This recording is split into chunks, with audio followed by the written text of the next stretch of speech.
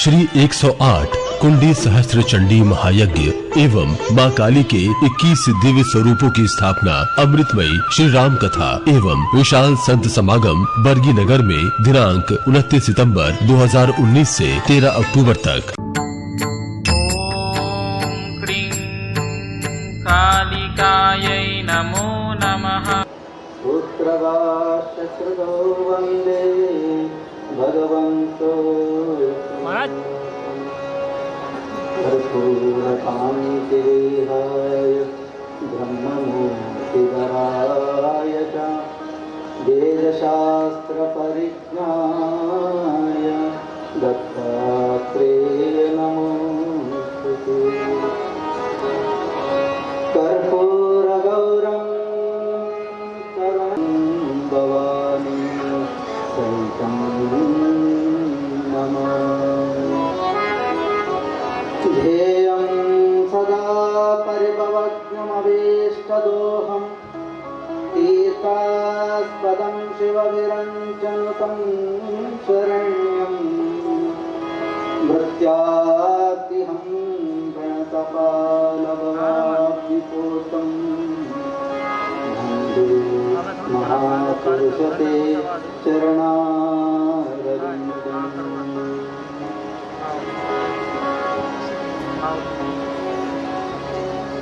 इस पवित्र मंच पर हम सबको आशीर्वाद देने के लिए उपस्थित प्रातःस्मरणीय श्री परम पूज्य मल्लूपीठाधीश्वर महाराज जी के चरणों में बार बार वंदन करते हुए परम पूज्य जगत गुरु जी के चरणों में वंदन करते आए हुए परम पूज्य महेशानंद जी महाराज प्रणाम करते हुए पूज्य श्री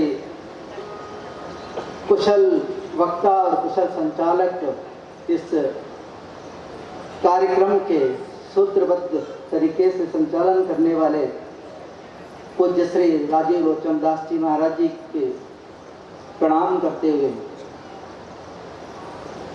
परम पूज्य श्री बाबा मोहनदास जी महाराज को प्रणाम करते हुए श्री सीताराम जी, श्री आदरणीय त्यागी जी, पूज्य बाबू जी, उपस्थित सभी पूज्य संतों को नमन करते हुए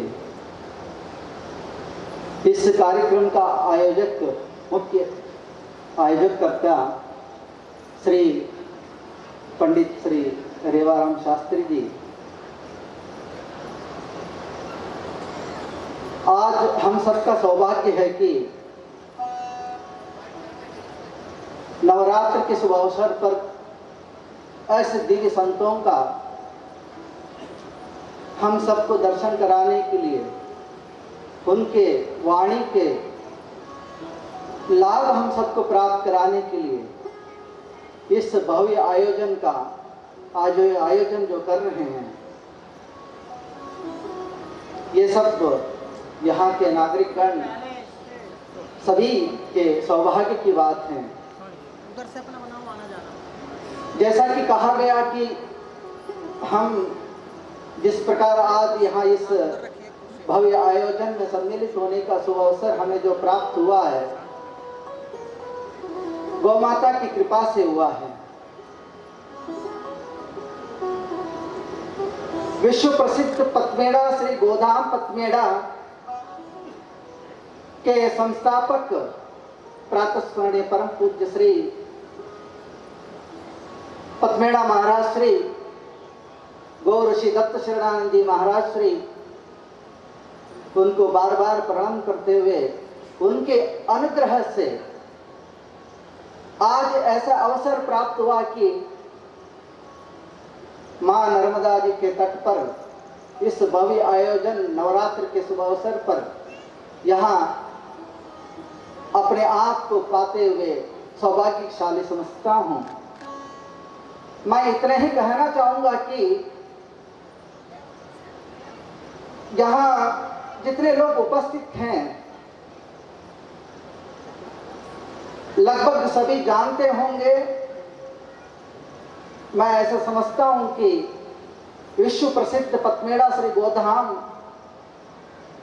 गो सेवा के द्वारा प्रसिद्ध एक गोधाम तीर्थ है। केवल 8 गोवंश से प्रारंभ हुई गोधाम पथमेड़ा आज विश्व भर में जहां कहां भी आप गौशालाओं में गो सेवा के नाम अगर आप सुन रहे हैं तो वो श्रेय केवल और केवल पथमेड़ा गोधाम को जाता है। ऐसा कहने में मुझे संकोच नहीं है, क्योंकि गो सेवा शास्त्रों में लिखा है, लेकिन उसको धरातल पर उतार कर उस गो सेवा को एक दिव्य रूप में हम सबके सामने प्रत्यक्ष रूप में प्रकट करने वाले और गो सेवा के नाम से गो पूजन की पद्धति, सुरभि यज्ञ की पद्धति और जो गो सेवा किस प्रकार की जाती है, इसके बारे में पूरा जो आज देश भर में जहां तहां भी हम सुनते हैं, उसके मूल में पथमेड़ा गोदाम है। मैं इसलिए ये बात कह रहा हूं कि हम विगत 3 वर्षों से पथमेड़ा महाराज श्री के साथ संपूर्ण भारत के लगभग बड़े तीर्थ और प्राचीन मंदिरों में जाकर के तीर्थ पूजन, गो पूजन और मंदिर में श्री विग्रह भगवान की पूजा अर्चन करते हुए, प्रार्थना करते हुए संपूर्ण भारत में धेनु, धरती, पर्यावरण, प्रकृति, संस्कृति की उत्थान, संवर्धन, संपोषण हो, इस उद्देश्य को लेकर के महाराज श्री के जो साथ हम लोगों ने ये जो यात्रा की, उसके अंतर्गत जो मैंने अनुभव और मैं महसूस किया कि वो हमें देखने को मिला, इसलिए ऐसे कह रहा हूँ। इसलिए पथमेड़ा गोधाम आज एक गोलोक धाम जैसा एक वातावरण निर्मित हो चुका है। और गोधाम इसलिए कहते हैं कि भगवान का जहाँ मधुरमय मंगलमय लीलाएं हैं और उनके प्रिय जो गो माता है जहाँ विचरण करती है, मुक्त और स्वस्थ, और जिस प्रकार की गो सेवा वहाँ देखने को मिलता है, इसको देखते हुए हमें ऐसा लगता है कि वो किसी गोदाम से या किसी दाम से कम नहीं है। इसलिए आप सबसे मैं निवेदन करना चाहूँगा कि विगत 1 वर्ष से वहाँ रजत जयंती महोत्सव का कार्यक्रम चल रहा है। उसका जो पूर्ण समापन और पूर्णाहुति एक यज्ञ के द्वारा, सुरभि यज्ञ के द्वारा होने हैं, यहाँ ये निश्चित हुआ है। वहाँ हमारे प्रातस्मरणीय परम पूज्य श्री मल्लपीठाधीश्वर महाराज श्री यहाँ विराजमान है। उनके श्रीमुख से श्रीमद् भागवत कथा का श्रवण का लाभ मिलेगा और वहाँ महाराज श्री स्वयं उस संपूर्ण कल्प के एक मुख्य संरक्षक हैं और महाराज श्री के बहुत ही प्रिय सखा के रूप में रहते हैं। इसलिए महाराज श्री यहाँ विराजमान हैं और महाराज श्री के द्वारा वहाँ आपको श्रीमद् भागवत कथा का श्रवण करने को लाभ मिलेगा। सुरभि यज्ञ जो शास्त्रों में वर्णित है, सुरभि यज्ञ का वहाँ दिव्य अनुष्ठान होगा, उसका भी दर्शन का लाभ आप सबको प्राप्त होगा। भारतवर्ष से दिव्य संतों का वहाँ आगमन होगा, क्योंकि जो गौशाला स्थापना होकर के 25 साल पूर्ण हुआ, उस उपलक्ष्य में रजत जयंती के रूप में वहाँ दिव्य आयोजन, भव्य आयोजन का आयोजन होने वाला है। उस आयोजन में संपूर्ण भारत के महान दिव्य और तपस्वी संत वहाँ, श्रेष्ठ संत वहाँ आएंगे और उनका भी वाणी का लाभ मिलेगा, दर्शन का लाभ मिलेगा। यूँ तो लाइव चैनल के द्वारा आपको दर्शन तो होगा ही, जो वहाँ साक्षात वहाँ चल करके देखने का और उसका आनंद लेने का, उस जो परिसर में रह करके वहाँ का जो वातावरण का जो महसूस करने का वो लाभ अलग ही है। हम जितने भी यहाँ विराजमान जो मातृशक्ति और भद्र पुरुष विराजमान है, मैं इन सबसे आग्रह करूँगा कि आप सब वहाँ पधारें और वहाँ का एक गो सेवा रूप प्रकल्प को आप देखे और आप सबकी जीवन में गो सेवा करके अपने जीवन को धन्य बनावे, ताकि हम सब धरती भगवान ने अगर गो को बनाया है तो भगवान ने जो कुछ भी बनाया है उसका मूल में कुछ ना कुछ आधार है। इसलिए भगवान गो को इसलिए बनाया है कि वो प्रकृति और सृष्टि और धरती का मूल आधार और संपोषण के प्रतीक है। गौ माता के बिना धरती संपोषित नहीं हो सकती है। गोमूत्र और गोबर के बिना धरती बांझ और जो उर्वरा शक्ति को अपनी खो बैठेगी। इसलिए गौ माता की रहना उतनी आवश्यकता है जितनी हम लोगों के जो जीवन में श्वास लेने की आवश्यकता है। इसलिए हम सब जीवन में गौ माता का स्थान दे। और आजकल एक प्रथा चली हुई है, भारतीय वेद लक्षण गोवंश को पहचानना और उसको पहचानने की हम कहीं ना कहीं भूल कर रहे हैं। हम विदेशी पशुओं को भी गौ के और गौ माता के स्वरूप मानते हैं। ये कहीं ना कहीं हम लोगों से बहुत बड़ी भूल हो रही है। हम गौ माता उसी को कहते हैं जो वेदों में जिसकी वर्णन किया हो, वेदों में जिसका लक्षण का वर्णन किया हो, जिसके ककुंड हो, गलकंबल हो, जिस प्रांत में सनातन काल से विराजमान हो, उसको हम गौ माता कहते हैं, ना कि विदेशों से आए हुए जो पशु को। देवी चतस्वी जनकात्मजाय नंदगोप कुमाराय गोविंदाय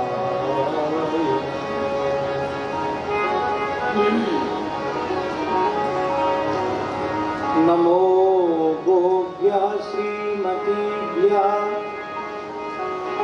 सौरभेभ्य एव च नमो ब्रह्मसुताभ्यश्च पवित्राभ्यो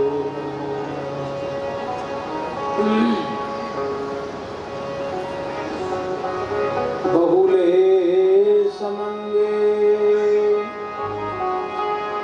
यकुतो भये च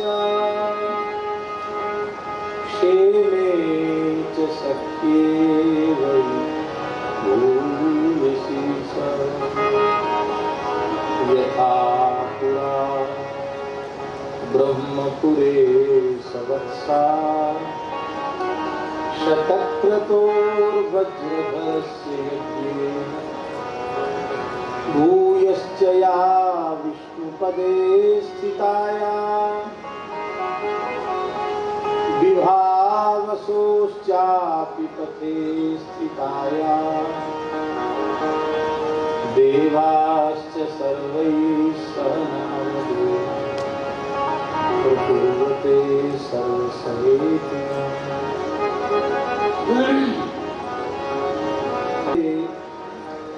नमोस्तुते पुण्यजनांशे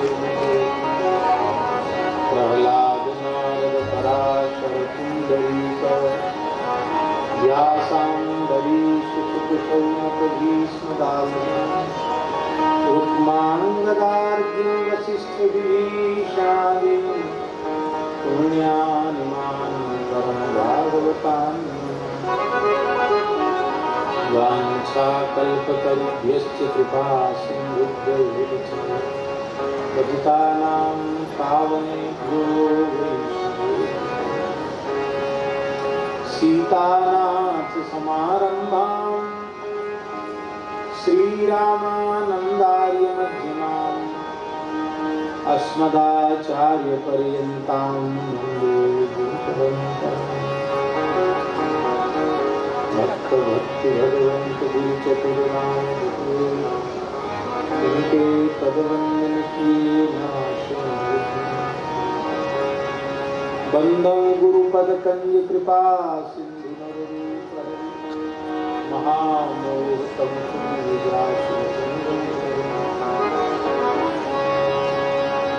श्री राम जय जय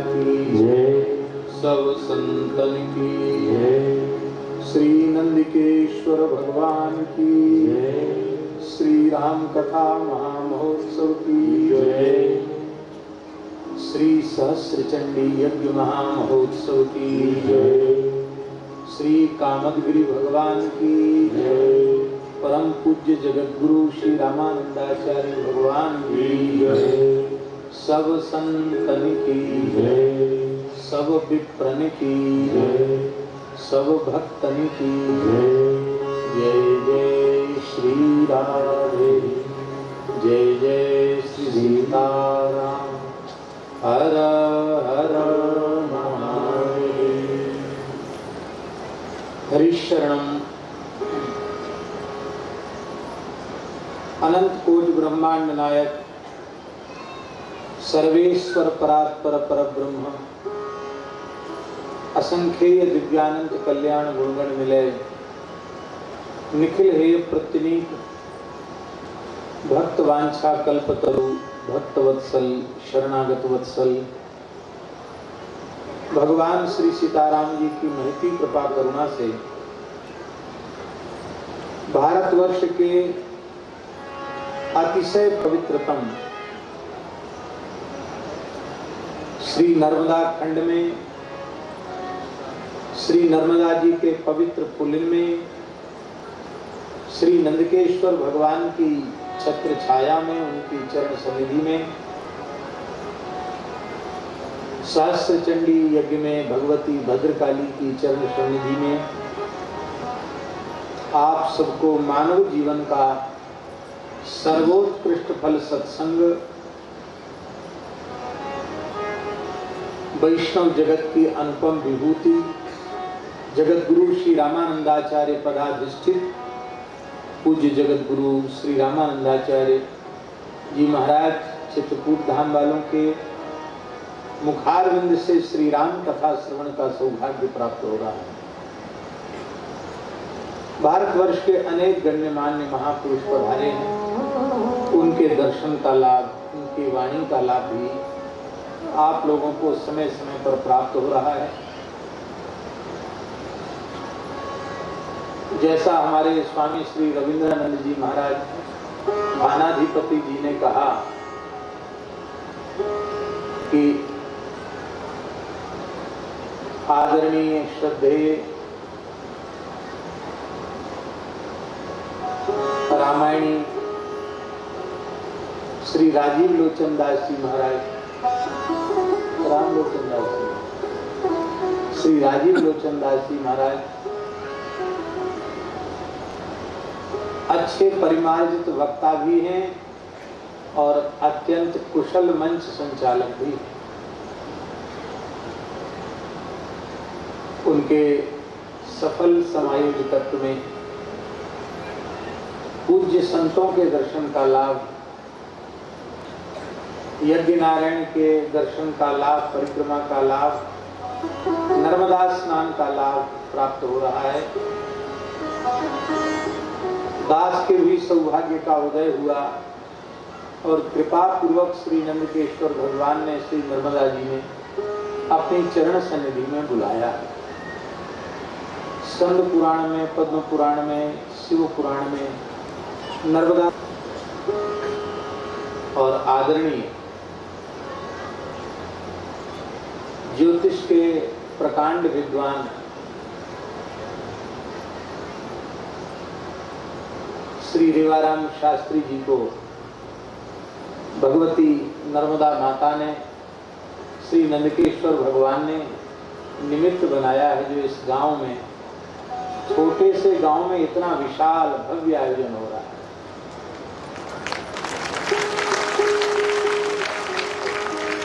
यद्यपि आपका बहुत आग्रह था, श्री रामायणी जी, श्री राजीव लोचन दास जी का भी बड़ा आग्रह था।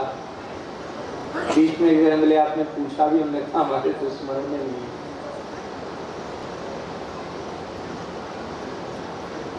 और लगता था कि क्योंकि बीच में कोई कार्यक्रम बन जाता है तो उसके लिए कई कार्यक्रमों को आगे पीछे करके बड़ी कठिनाई से शास्त्री जी का प्रेम और श्री नर्मदा जी की कृपा, नंदकेश्वर भगवान की करुणा, इन सबने इस दास को भी यहाँ इस पवित्र उत्सव में उपस्थित कर दिया।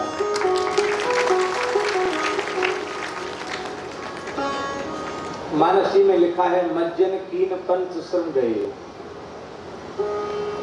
खूब श्रमित थे, लेकिन नर्मदा जी की गोद में जैसे ही थोड़ी देर कल्लोल करने का अवसर, खेलने का अवसर मिल गया, तो ऐसा लगा मानो हम कहीं से यात्रा करके आए ही नहीं। ऐसा दिव्य नर्मदा जी के जल के स्पर्श का महात्म्य।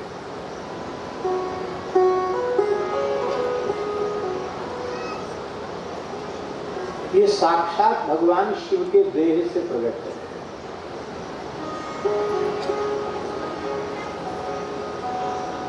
नर्मदा सरिताम श्रेष्ठा, सभी नदियों में यह श्रेष्ठ है। श्रेष्ठ क्यों है? श्रेष्ठत्व में हेतु क्या है? कहते रुद्र देहाद विनिश्रिता, साक्षात भगवान शिव के देह से ही प्रकट है। भगवान शिव की कुक्षी का भेदन करके ही नर्मदा जी का प्राकट्य है।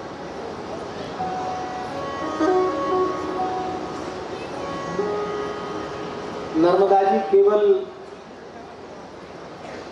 ज्ञानवान, वैराग्यवान, भक्त युक्त मनुष्यों को तारें, साधकों को तारें, ऐसा नहीं है। नर्मदा जी के संबंध में लिखा है, तारे सर्वभूतान, प्राणी मात्र को तारती है। किस किस को तारती है? बोले स्थावराणि चराणि च। नर्मदा के किनारे जो वृक्ष आदि हैं, वो भी अपनी आयु पूर्ण करने के बाद संस्कृति के चक्र में फिर लौट कर नहीं आते, मुक्त हो जाते। वृक्षादि को भी मुक्त करने वाली, जहां से प्रवाहित है वहां से समुद्र तक, इसके तट का कोई भी वृक्ष मुक्त हो जाता है। इसके तट के जीव जंतु भी मुक्त हो जाते हैं। यहाँ शरीर ग्रहण कर लेने के बाद, वो भोग योनि समाप्त होने के बाद वो मुक्त हो जाते हैं। ये जल नहीं है, पुण्य ही प्रवाहित हो रहा है। नमः पुण्य जले विद्याध्ये। सृष्टि के आरंभ में ये प्रकट हुआ, भगवान शिव के देह से प्रकट हुई। प्रायः सभी नदियां श्री गंगा जी में मिलकर समुद्र की ओर गई हैं, और ये अलग से गंगा जी से अलग होकर के समुद्र में। नमः सागर गामी।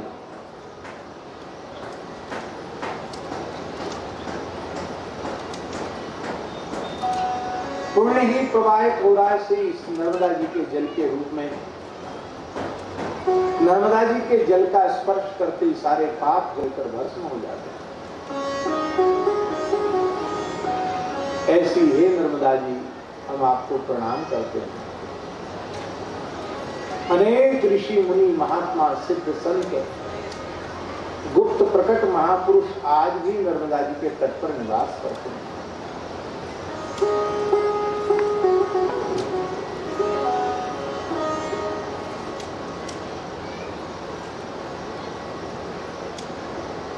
ऐसी नर्मदा जी में स्नान का अवसर हमें मिला, वह भी नवरात्रि के अवसर पर मिला।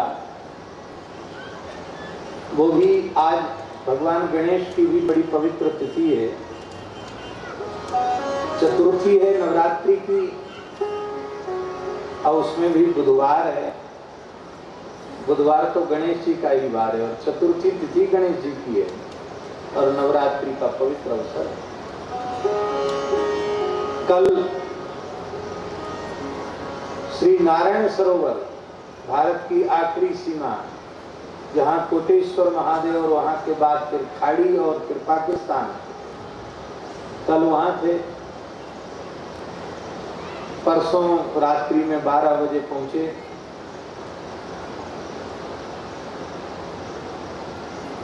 पचमेड़ा, परसों रात्रि को वहीं पहुंचे ना नारायण सरोवर। रात्रि में भी एक बार 11 बजे, शायद 11 बजे पहुंच गए, 11 बजे पहुंच गए।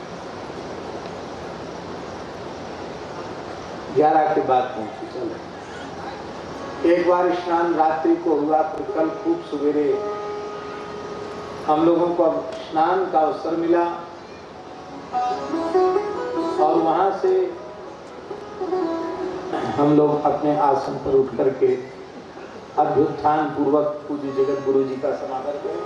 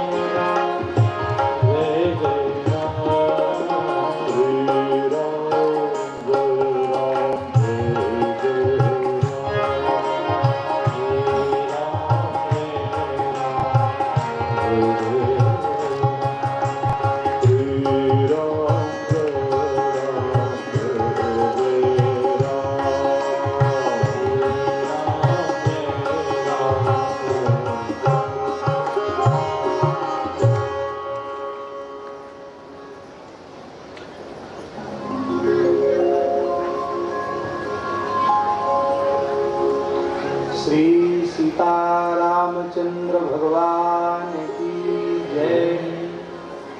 श्री कामदगिरि भगवान की जय।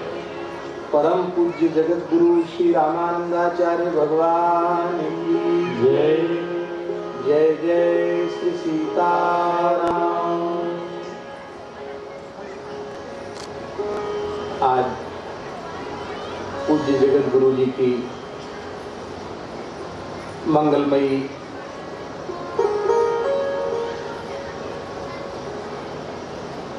उपस्थिति से ये सभा अत्यंत शोभायमान हो रही है। वैसे अपनी दिव्यता के रूप में तो आसन के रूप में पहले से ही विराजमान थे, लेकिन अब प्रत्यक्ष उनकी मंगलमयी उपस्थिति, उससे हम लोग धन्य हो रणों में दंडवत प्रणाम निवेदन करते हुए सभी पूज्य संतों को प्रणाम करते हैं और जो बात हम निवेदन कर रहे थे उसी को आगे बढ़ाते हैं।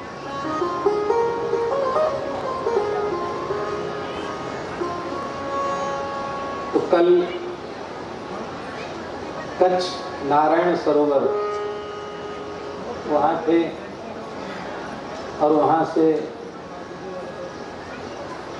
चल करके रात्रि को लगभग 2 बजे अहमदाबाद पहुँचे बाई रोड और लगभग 1 घंटे ही विश्राम तो क्या, फिर स्नान आदि करने लग गए और 4 सवा 4 बजे फिर चल पड़े एयरपोर्ट के लिए। तो चलकर यहाँ उपस्थित हुए और लगातार ये क्रम अहरनिश का 3-4 दिन से चल रहा है, 28 तारीख से ही चल रहा है। लेकिन आज नर्मदा जी के जल में अवगाहन करते ही मज्जन कीन पंथ शरण गए और पूज्य जगत गुरु जी का मंगलमय दर्शन हो रहा है।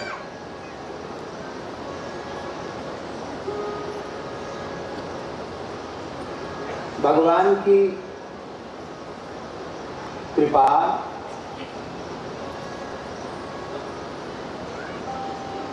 सभी प्राणियों के ऊपर,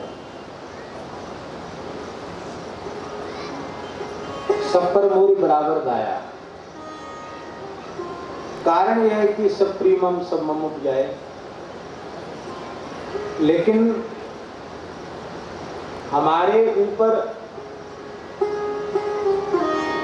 भगवान की सर्वोपरि कृपा है, इसकी अनुभूति हम कैसे करें?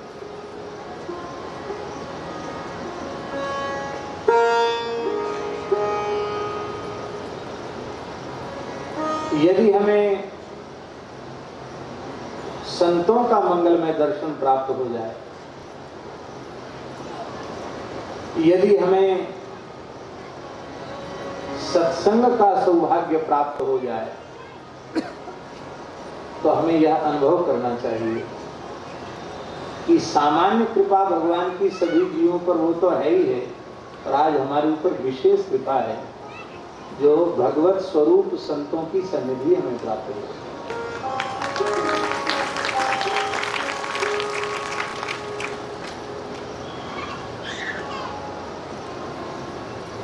जन्म मृत्यु के चक्र में पड़े हुए, संस्कृति के चक्र में पड़े हुए, अनंत काल से भटकते हुए जीव को देखकर जब भगवान अत्यंत द्रवित होते हैं और वे सत्य संकल्प अपनी ओर से संकल्प करते हैं कि अब इस जीव का कल्याण होना ही चाहिए, ऐसा संकल्प जब भगवान अपनी ओर से कर लेते हैं, तब भगवान के प्राण प्यारे भक्त का दर्शन होता है, संत का दर्शन होता है। संत का केवल दर्शन हो जाए तो जीव धन्य हो जाए, स्पर्श हो जाए तो धन्य हो जाए, उनको छूकर जो वायु आई है उस वायु का स्पर्श हो जाए तो धन्य हो जाए, और समागम का अवसर प्राप्त हो जाए, सत्संग का अवसर प्राप्त हो जाए, तब तो कहना ही क्या।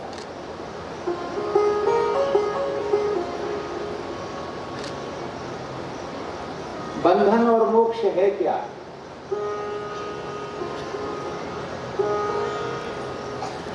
चेतः खल्वस्य बन्धाय मुक्तये चात्मनो मतम् गुणेषु शक्तं बन्धाय रतं वा पुंसि मुक्तये।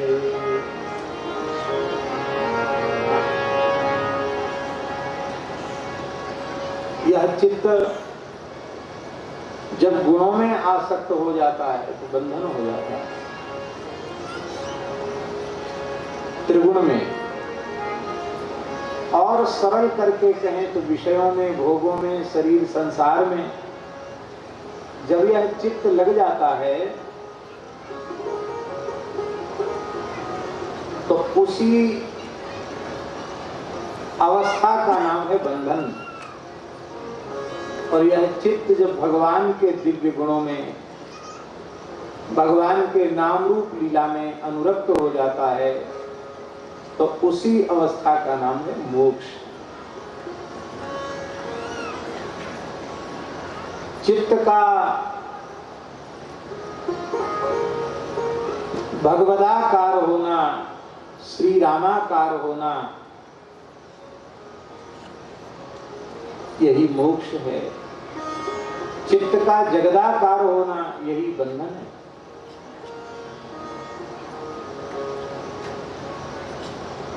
चित्त का स्वभाव है यह जिसका चिंतन करता है, चिंतन करते धीरे धीरे उसी के आकार में परिणत होने लग जाता है। हमारे पूज्य महाराज जी सुनाते थे कि एक महात्मा ने जंगल में किसी कंदरा में चातुर्मास किया, वहाँ एक ग्वाला गैया भैंस लेकर चराने आता था। उसको बड़ी दया आई तो गैया का दूध धारो, उसमें दूध दूह करके वो महात्मा को दे देगा। महात्मा सोचे चलो अच्छा हुआ, राम जी ने प्रबंध कर दिया चातुर्मास का। एक समय रोज दूध पी लेते, अपना भजन करते। 4 महीना पूरे हो गए तो महात्मा के मन में आया कि हम द्रव्य का स्पर्श करते नहीं, संग्रह परिग्रह है नहीं, पर इस बाल भगत ने बड़ी सेवा की है, कुछ न कुछ तो उसको देना ही चाहिए। तो क्या है महात्माओं के पास तो है क्या? भगवान के नाम के अतिरिक्त, भजन के पद्धति के अतिरिक्त उनके पास क्या है? महात्मा ने बुलाया और उसको भक्ति का उपदेश करने लगे। ग्वाल बोला, महाराज हमारे बाप दादों ने भक्ति नहीं की तो हम क्या करें? गैया भैंस चराते हैं, इसको छोड़ के और कुछ तुम बताओ तो बताओ। भगवान का भजन और भक्ति ध्यान ये सब हमसे नहीं होगा। महात्मा यह जानते थे कि संसार में भगवान के अतिरिक्त कुछ है ही नहीं, इसलिए उन्होंने सोचा कि कैसे भी इसको ध्यान का अभ्यास तो हो। बोले, तुमको सबसे प्रिय कौन लगता है? हम तो गैया भैंस चराते ही हमको प्रिय लगती, इनमें सबसे प्रिय कौन सा लगता है? तो उसने कहा कि कल्लू भैंस है, हमको सबसे प्रिय लगती है। भोला भाला था। बोले, अच्छा ये प्रिय लगती है, यहाँ स्नान करके, नदी थी, स्नान करके इसी गुफा में बैठ जाया करो और थोड़ी देर इसी भैंस का ध्यान किया करो। इसके ध्यान में तो कठिनाई नहीं बोलेंगे, इसके ध्यान में कोई कठिनाई नहीं। आंखों में बसी है, मन में बसी है भैंस, इसी का ध्यान करो। चित्त का विलय कर दो, ध्यान करते करते डूब जाओ उसी में। आगे की बात फिर कभी बताएंगे, इतने से तुम्हारा मार्ग खुल जाएगा।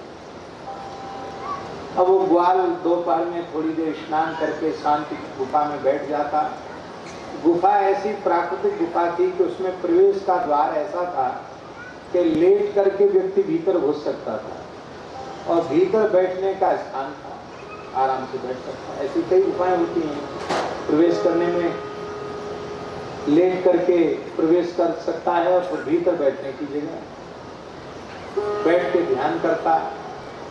ध्यान करते करते वृत्ति एकाग्र होने लगी, समाधि लगने लग गई उसकी, और ध्यान में भैंस का ही दर्शन उसको होता, उसी में डूब जाता।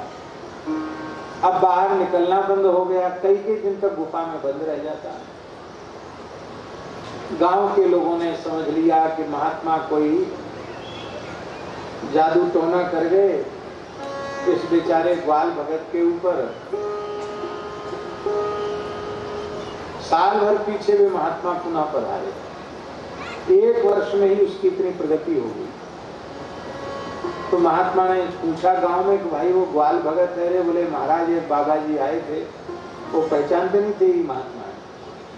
वो पता नहीं क्या बता के गए, गुफा में बैठा रहता, बाहर निकलता नहीं, कब निकलता है कब क्या करता है पता ही नहीं। अब तो घर द्वार छूट गया उसका।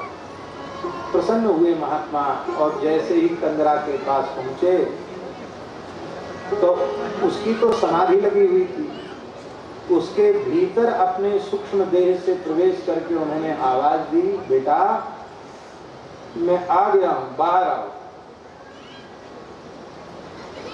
तो उस ग्वाल ने कहा कि महाराज मैं बाहर कैसे आऊं? क्यों? कैसे मेरे सींग बाहर निकल ही नहीं पाएंगे, पहले तो मेरे सींग ही इसके दरवाजे में अटक जाएंगे, फिर मुंह अटक जाएगा, और जब मुख और सींग ही बाहर नहीं निकल पाएंगे तो मेरा इतना विशाल देह मैं कैसे बाहर निकलूं? ये तो आप बताइए पहले। वो ये भूल गया कि मैं ग्वाल हूं। भैंस का चिंतन करते करते महिषाकारा कारित वृत्ति उसकी हो गई, अपने को ही महिष मानने लग गया। महात्मा ने उसकी समाधि खोली और फिर उसे समझाया और कृपा की, भगवान के मंगलमय स्वरूप का वर्णन करके सुनाया और उसके चित्त में भगवान के स्वरूप को प्रतिष्ठित किया। तो हमारे पूज्य महाराज ये कहते थे कि जब भैंस का चिंतन करते करते महिषाकाराकार वृत्ति हो सकती है एक बिना पढ़े लिखे ग्वाल की, तो भावपूर्वक भगवत चिंतन करते करते चित्त की भगवदाकाराकार वृत्ति क्यों नहीं हो सकती। इसी चित्त की भगवदाकाराकार वृत्ति का नाम है मोक्ष। और इसी चित्त की वृत्ति का जो विषयाकार हो चुकी है, जगदाकार हो चुकी है, उसी चित्त की अवस्था का नाम है बंधन। तब इससे एक बात स्पष्ट होकर हम लोगों के सामने आई कि हमें अधिक से अधिक भगवत चिंतन का अभ्यास करना चाहिए।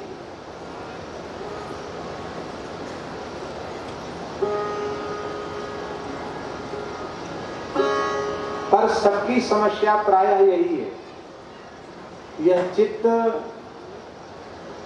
असत चर्चा में, व्यर्थ चिंतन में, भोगों के चिंतन में जितना सहज रूप से लगता है, प्रवृत्त होता है, ऐसे भगवान के चिंतन में प्रवृत्त नहीं होता है। भगवान के चिंतन की स्थिति तो ये है कि हम खाना पूर्ति अपने नियम की कर लेते हैं, वो नियम करते समय भी चित्त जैसा भगवान में लगना चाहिए वैसा नहीं लगता।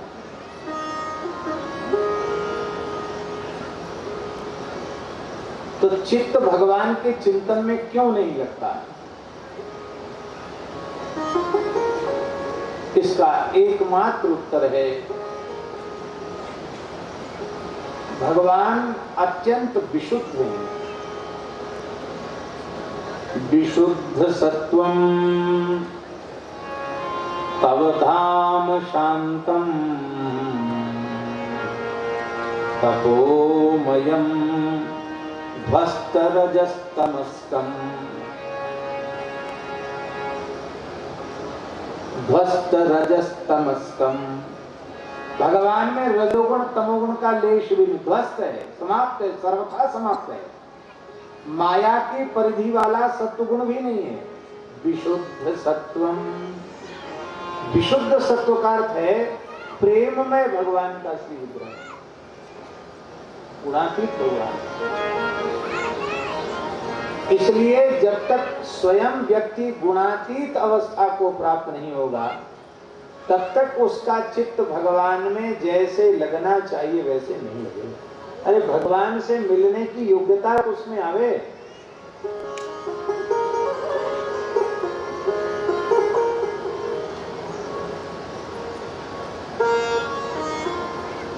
तब प्रश्न उठा कि चित्त अशुद्ध हुआ कैसे?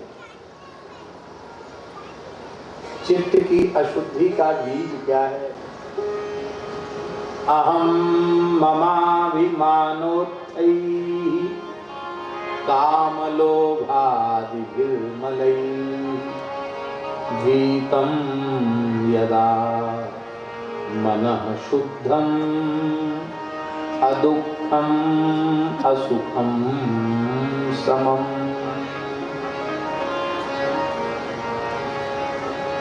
जब चित्त अहम और मम से शून्य हो जाएगा, अहम कैसे माने कि चित्त हमारा अहम मम से शून्य हो गया, तो अदुःखम, उस अवस्था में महाराज जी दुख होगा ही नहीं, दुख भी सुख रूप हो जाएगा। असुखम, न दुख रह जाएगा न सुख रह जाएगा, सुख और